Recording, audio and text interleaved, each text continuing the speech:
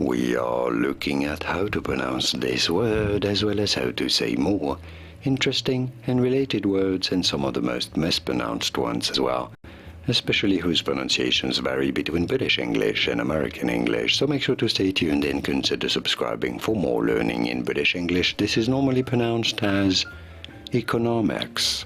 Economics. You do want to stress on the third syllable, on the no syllable. Economics. In American English, however, it is usually said as economics.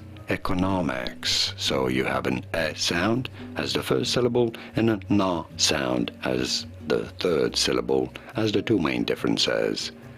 Economics in American English versus economics in British English. And now you know it all. Did you get this? Was this any helpful? Let me know in the comments and by using the like button.